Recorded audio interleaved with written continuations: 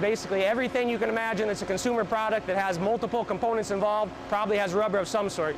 And there's a chance that it came from South Bend Modern Molding. For 70 years, this company's been cranking out rubber products from its home in Mishawaka. Within our factory, we do so many diverse products. Most of our customers are within the Fortune's 500 companies, so our products are in virtually anything you can find on the consumer shelves. Before it gets to the shelf, it starts off here in a sheet of rubber that lacks a certain spring. As you stretch that, it's not going to spring back into shape. That is soon changed with a trip through the roller mill, where some of the most experienced workers in the plant oversee an important chemical reaction. Here what he's doing is adding the final cure package. This is basically the catalyst that makes the rubber formulation work. It'll give you the properties similar to what you see with a rubber band. When you stretch a rubber band, it snaps back into shape. In the process, heat builds up in the rubber. It must be then cooled on the floor before moving on to the extruder, a device that resembles an overgrown pasta maker. And he's going to extrude that into different shapes. They'll go into our next molding process.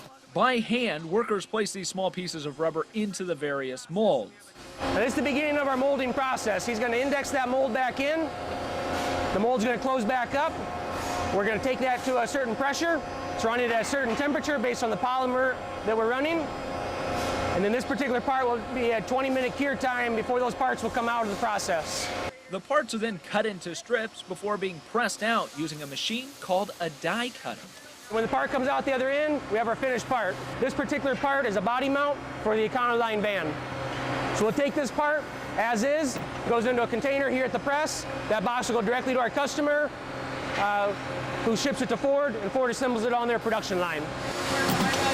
Some presses on the line mold rubber to metal parts, like this one that makes pieces for office chairs. Others make use of a recycled material. So this has all been ground up from both truck and passenger tires, down to a certain particle size based on the type of product we're going to be producing.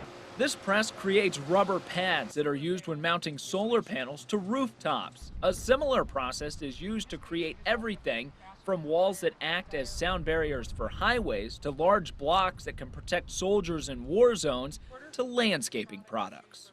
This is a product called an Eco Border. It's made out of 100% recycled tires, sold in Home Depot and Lowe's. The beauty of the product is it's very flexible, so it can contour to your yard. However your garden currently is, you don't have to reestablish your garden. You can put this directly around. While the Eco Border is packaged for retail sale right here in the factory, most products are inspected by hand and shipped out the door.